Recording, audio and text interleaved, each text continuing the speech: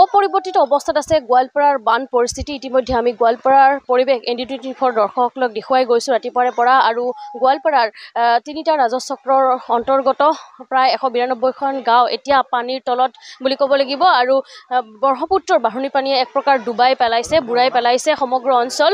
এই মুহূৰ্তত আমি উপস্থিত আছোঁ বহতি শালমাৰা অঞ্চলত আৰু পৰিৱেশ দেখুৱাইছোঁ।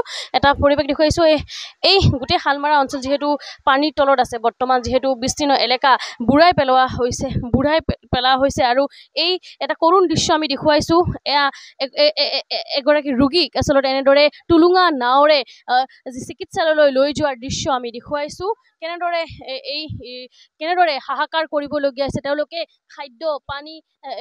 খাদ্য পানীৰ লগতে এনেদৰে এতিয়া চিকিৎসাৰ বাবেও হাহাকাৰ কৰিবলগীয়া হৈছে, কিয়নো যাতায়াত সম্পূৰ্ণৰূপে ব্যাহত হৈ পৰিছে। চাৰিওপিনে কেৱল পানী আৰু পানী, চাৰিওফালে সাগৰ সদৃশ পৰিৱেশ, তাৰ মাজতে এনেদৰে ৰোগীক লৈ এনেদৰে যাতায়াত কৰা পৰিলক্ষিত হৈছে।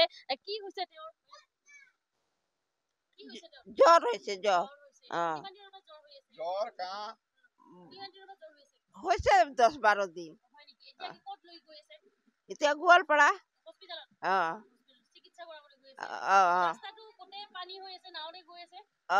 নাও দি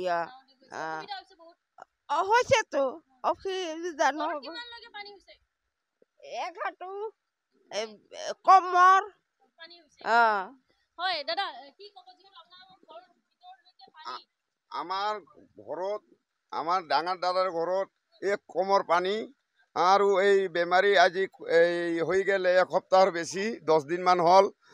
ক'তো ল'ব নোৱাৰোঁ, গাড়ী ঘোঁৰা হস্পিটালত ল'ব খোজোঁ, ল'ব নোৱাৰোঁ। বৰষুণেৰে আৰু বানপানীৰে হেৰিতে আমি ক'তো যাব নোৱাৰোঁ।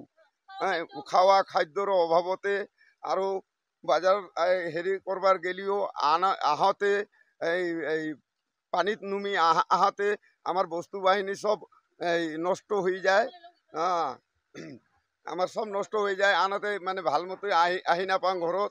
আৰু আমাৰ জীৱনৰো কোনো ভৰসা নাথাকে। এই বানপানীত এই হাতুৰি আপ ডাউন কৰোঁ, এই বজাৰ দোকানত যাওঁ।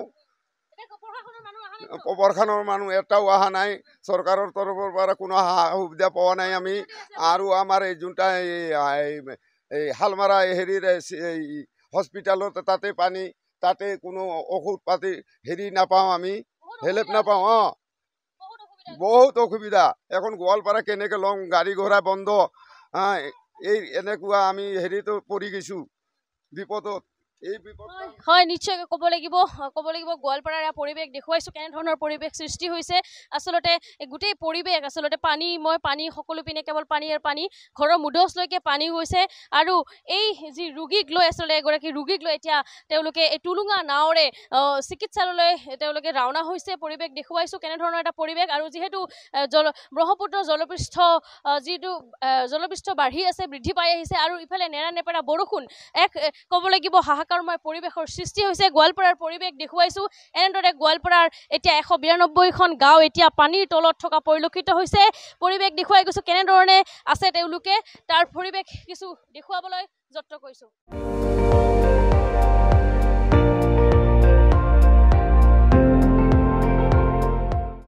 আপুনি চাই আছে ND24, সৰ্বশ্ৰেষ্ঠ নহয় সৰ্বোত্তমৰ দৌৰ।